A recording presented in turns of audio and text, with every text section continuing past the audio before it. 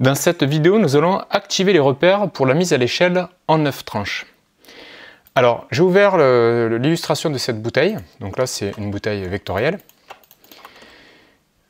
Je vais la transformer en symbole. Donc, je la fais glisser dans la fenêtre symbole. Donc, la fenêtre symbole pour la faire apparaître.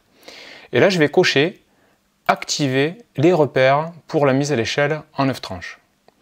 Je clique sur OK.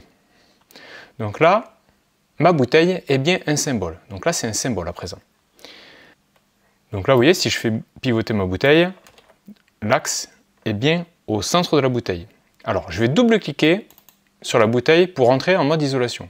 Donc là, il me prévient, il me dit attention, s'il y a d'autres bouteilles dont les instances correspondent au même symbole, vous allez appliquer vos modifications à toutes ces instances. Donc je clique sur OK. Et là, si je prends ma bouteille, donc CTRL A, je la déplace comme ceci, vous voyez, le centre il est ici. Je sors du mode isolation en double-cliquant, et ici, quand je fais pivoter ma bouteille, vous voyez que là, mon centre, du coup, en fait, mon centre il ne s'est pas déplacé, c'est ma bouteille qui s'est décalée par rapport au centre. Donc là, je peux vraiment choisir, quelque part, l'axe de rotation. Alors, je vais revenir en arrière, comme ceci.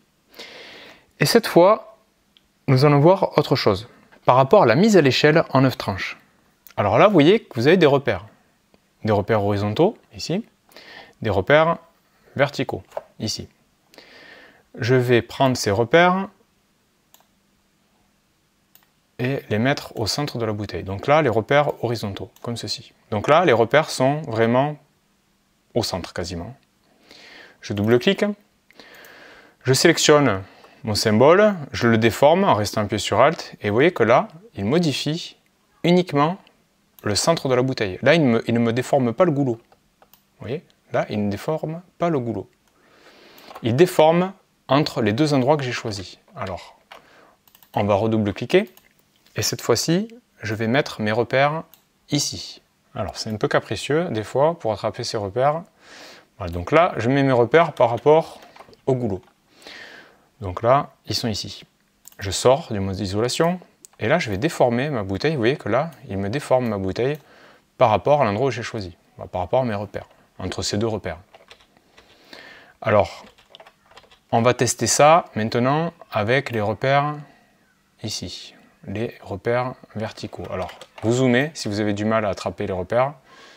C'est vrai que c'est un petit peu capricieux. On va les mettre ici. Je sors du mode d'isolation, et là je déforme ma bouteille, vous voyez que là, ça correspond à la zone que j'ai sélectionnée, voilà, par rapport au repère. Alors, si je rentre à nouveau,